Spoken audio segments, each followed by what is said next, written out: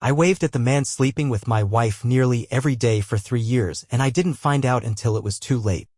You ever look back at a time in your life and think, damn, everything looked fine from the outside? That was me and Rachel. We were the definition of normal. Lived in a small house just outside Columbus, Ohio.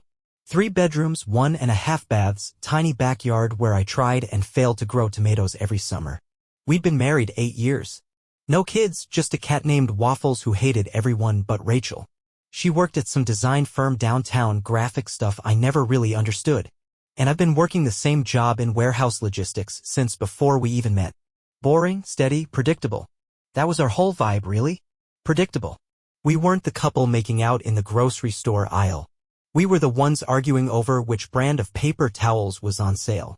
We had Taco Tuesday, Laundry Saturday, and the world's most uninspired date nights. Rachel liked old crime shows. I liked college football. We compromised by watching both in silence, side by side on the couch, phones in hand. And you know what? I was good with that. No chaos. No drama. Just stability. I thought we had the kind of marriage that works because we didn't ask for too much. We had this quiet understanding. She needed her space, I needed mine, and as long as the bills were paid and no one was screaming, we were golden. I'd leave early every morning, like clockwork. Out the door by 7:15, sometimes earlier if traffic was bad. Rachel had more flexible hours, so she got ready after me, always still in her robe when I left. She'd blow me a kiss, coffee in one hand, and I'd head out into the chaos of rush hour. That was our rhythm. I remember once, I think it was around our 5th anniversary, she joked that we were already an old married couple. I laughed, said something dumb like, better than being a divorced young couple, and we both chuckled. It felt like a shared inside joke. Now I wonder if she was testing the water. Point is, I had no reason to doubt her. No gut feeling. No weird behavior. No red flags. Just a regular life. Regular bills. Regular love. But routine. Routine has a dark side. It lulls you into thinking everything's fine just because nothing's obviously wrong. And while I was waking up early, packing my lunch, and patting myself on the back for being a good husband, I had no clue what was happening right under my nose. The first time I really noticed the yellow car, it was already too late. But let me back up. Rachel never drove. Not because she couldn't. She had a license, but because she hated it. Said traffic gave her anxiety. And she didn't want to be responsible for parallel parking ever again. So when she got her job downtown, we agreed a taxi would be the easiest way to go. Ubers were inconsistent out here in the suburbs, and public transport. Forget it. At first, she used a few different companies, but eventually she landed on one guy. Said he was reliable, always on time, clean car, didn't talk too much. That's all she wanted. I didn't think anything of it. In fact, I was kind of grateful someone else was dealing with morning traffic while she sipped her travel mug and scrolled Pinterest. Every morning, I'd leave the house around 7:15. Her ride usually came at 8. I barely saw it. I was always already gone. But once in a while, like if I came back to grab my phone or forgot my wallet, I'd catch a glimpse of it pulling into the driveway. Always the same yellow sedan. Faded paint. Black trim. Slight dent in the front bumper that no one ever bothered to fix. I remember once thinking it looked like a banana that had been left out too long. Kind of funny in a dumb way. Once I even waved at the guy. He was this dude in his late 30s, I'd guess. Kinda average looking. Ball cap. Sunglasses, always chewing gum. Didn't wave back. Just nodded. Didn't seem rude, just distant. Again, I didn't think much of it. He was just Rachel's driver. Like part of the scenery. This routine went on for years. Same car. Same time. She never complained. Never once said he was late or creepy or anything like that. In fact, she once said it was the easiest part of her day. Looking back, it's wild how something can be so visible and still completely invisible. That stupid yellow car was in our driveway almost every single weekday morning for 3 straight years. 3 years. And I never saw it for what it was. I mean, how could I? It was just a ride to work, right? That's the thing about hindsight. It doesn't tap you on the shoulder, punches you in the gut after the fact.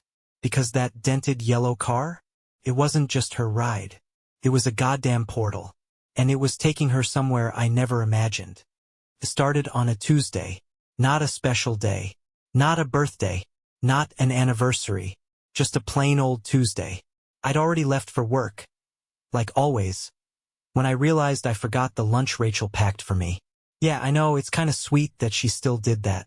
Turkey sandwich, apple slices, and a passive-aggressive note reminding me to drink more water. Routine stuff, so I looped back home. It wasn't that far out of the way. I pulled into the driveway around 8:05. Just missed the yellow cab, I assumed, because the driveway was empty. The house looked normal, quiet. I walked in, grabbed my lunch off the counter, and that's when I saw it. Rachel's phone. Her personal phone. The pink glittery case one. Not her work phone, which was always in her purse. This one was sitting face down on the table next to her coffee mug.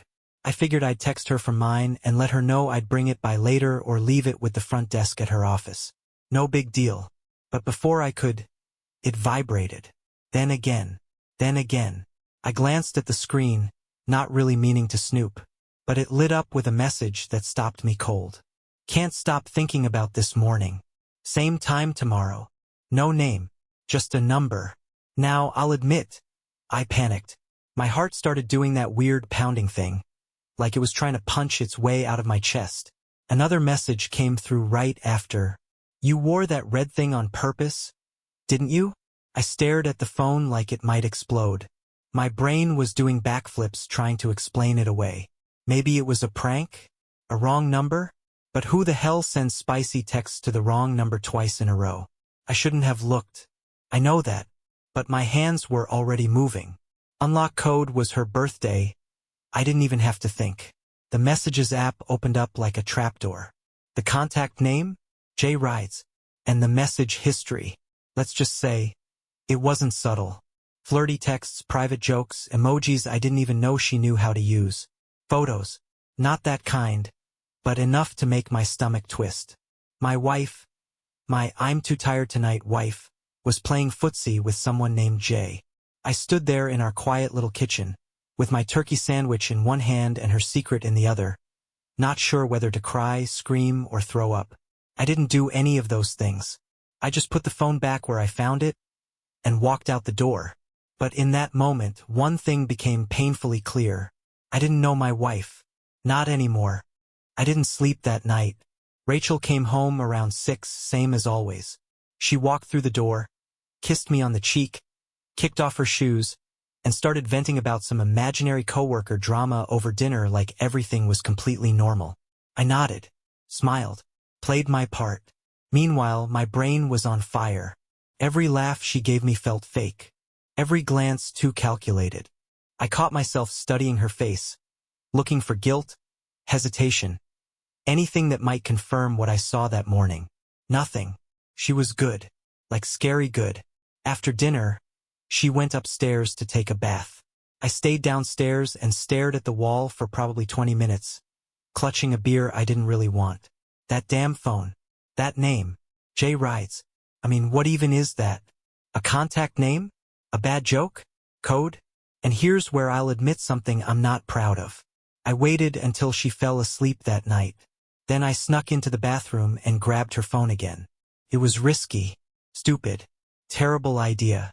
But I needed answers, and I sure as hell wasn't getting them from her mouth. Not yet. The message thread with Jay was still there. I scrolled and scrolled. They talked almost every day. Not just flirty stuff, though there was plenty of that. They shared memes, complained about traffic, joked about movies, even talked about me. Yeah. Apparently I snore. A lot. Hilarious. And then there were the photos. Nothing X-rated, but enough to make my blood boil. Selfies of her in the car, sticking her tongue out, flashing peace signs. A couple with him in the background, driving, grinning like the smug bastard he apparently is. I clicked into the contact info. No last name, no email, just J Rides and a phone number. I copied it into my own phone. Something about it felt important. I wasn't sure what I'd do with it yet. I went back to bed around 2 a.m., barely pretending to sleep. And in the pitch dark, next to the woman I thought I knew better than anyone on this planet, I started Googling burner phone trackers. This wasn't just suspicion anymore. This was war. You know what's wild? How easy it is to track someone you live with. I used to think that kind of thing was for movies, spyware, GPS apps, burner phones. Turns out it's just the App Store and a free trial. The morning after I went through Rachel's messages, I woke up early. Earlier than usual. She was still asleep, curled up like nothing was wrong, while I was sitting at the edge of the bed debating whether I was about to turn into a full-blown psycho. I justified it by telling myself I had to know. That if I asked her now, she'd lie, spin it, maybe even gaslight me. So instead of confronting her, I got her phone while she was in the shower. 5 minutes. That's all it took to install a tracking app that linked her location to mine. I deleted the app icon from her home screen. She never even noticed. That same morning, I kissed her goodbye like nothing was wrong. Watched her sip her coffee. Same robe. Same sleepy smile. She asked me to pick up milk on the way home. Sure, I said. No problem. At 8:02 a.m., I watched her little blue dot leave our house. At 8:45, it should have been at her office downtown. But it wasn't. It stopped in a neighborhood I didn't recognize, middle of a residential block, not a commercial area. I stared at the screen for 10 minutes, trying to make sense of it. Maybe the cab broke down? Maybe she stopped for something? Then I checked her old messages with Jay. Same location had popped up before. Multiple times. It wasn't random. She stayed there for 3 hours. 3. Then the dot moved downtown, right around the time she normally left work. She was building a fake day. I spent the rest of that afternoon alternating between wanting to punch a wall and trying not to cry in the break room. My coworkers probably thought I was just tired. In reality, my life was slowly being peeled apart like wallpaper coming off in strips. That night, she came home at her usual time. She kissed me on the cheek, told me work had been exhausting. And I looked her dead in the eye and said, "Yeah, you look tired." She smiled. I wanted to scream. There's this thing no one warns you about when you start suspecting your spouse is cheating. You begin noticing everything. And I don't mean the obvious stuff, texts, timing, locations. I mean weird little things. Stuff you'd normally shrug off. Like smell. Now, Rachel's always had a thing for perfume. She rotated through a few depending on her mood. One floral, one woodsy. One that kind of smelled like vanilla cake and made me hungry every time she wore it. But a couple weeks after I started tracking her, I noticed something new. It wasn't perfume. It was cologne. Cheap cologne. The kind you smell on teenage boys or middle-aged guys trying way too hard at dive bars. It clung to her coat. Faint but distinct. Something sharp. Synthetic. The first time I noticed it, I figured maybe she brushed against someone in a crowd. Or maybe her office smelled like that. The second time, I convinced myself it was nothing. The third time, I stopped pretending. I asked her, casually, "Did you change your perfume?" She didn't even flinch. "No, why?" I shrugged. "Smells different. Like someone else." She laughed. Actually laughed. "Oh, that's Paul. Guy at work. He bathes in cologne. It's disgusting." She wrinkled her nose, made a face like she was annoyed, then walked off like it was no big deal. Paul. She just plucked that name out of thin air, like she had it chambered. Now here's the kicker, according to her LinkedIn, she still worked at that same design firm downtown. But I knew from the tracker she hadn't set foot in that building in weeks. So unless Paul was a ghost haunting the back seat of a yellow cab, someone was full of it. The cologne thing, it messed with me more than I expected. It was like a scent had replaced trust. I'd hug her and instead of feeling comforted, I felt sick. My own wife smelled like a stranger, like someone I'd never met. And yet, I still couldn't bring myself to say anything. I just watched, collected, waited, because something inside me still hoped I was wrong. That maybe there was a Paul. That maybe I'd misread everything. But hope's a funny thing. Keeps you from seeing the truth, until it punches you square in the face. So here's how I finally broke. I decided to surprise her. I know. Sounds like the dumbest idea in the world now.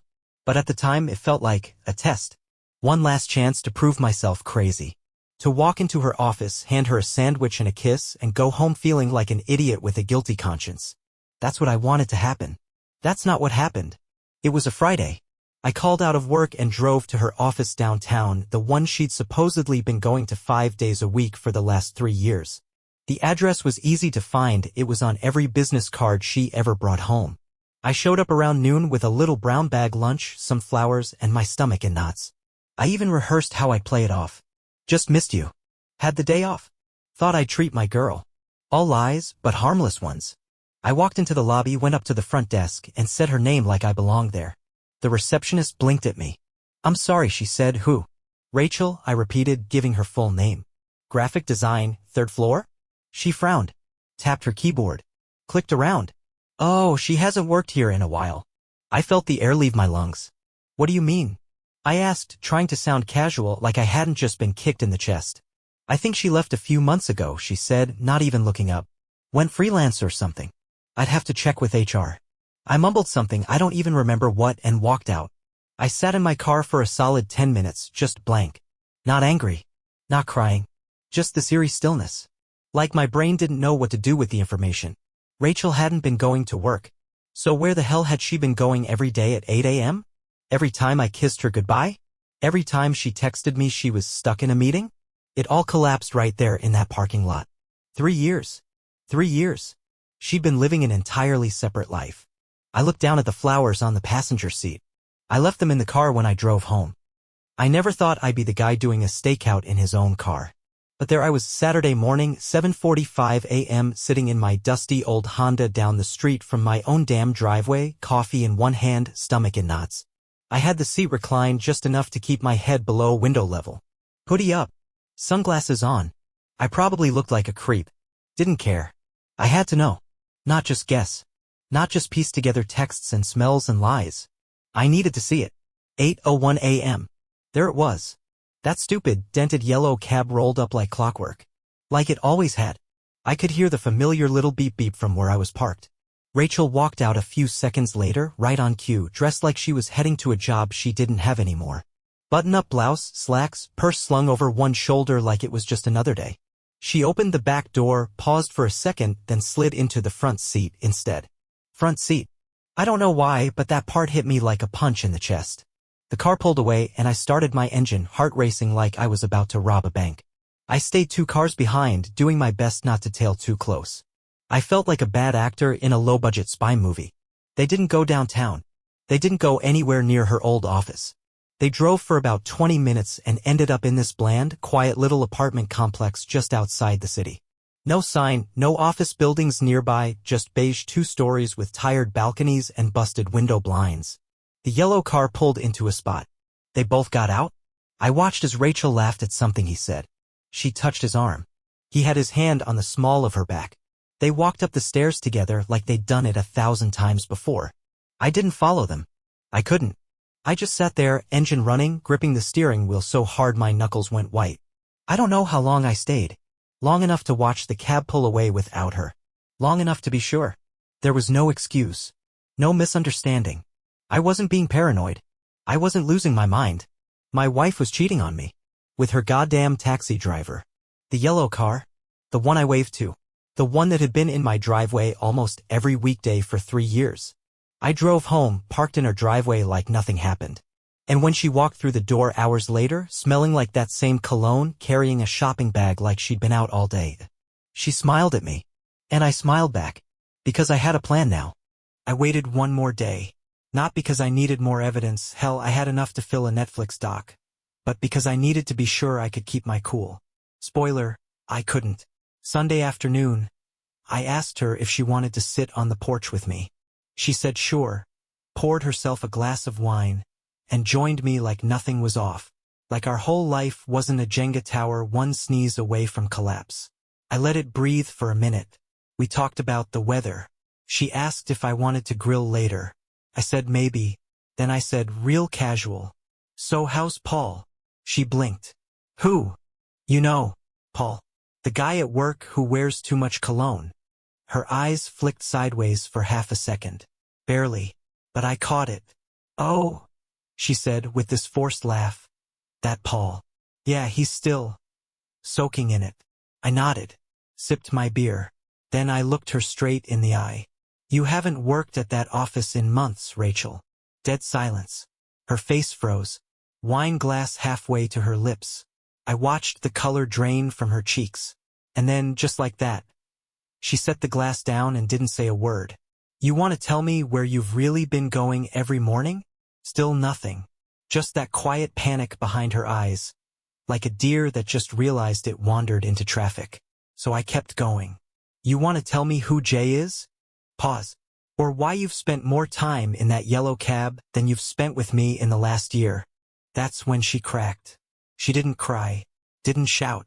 She just exhaled, like she'd been holding her breath for years and finally let it go. I didn't mean for it to happen, she said. Classic. It just started with talking. He was easy.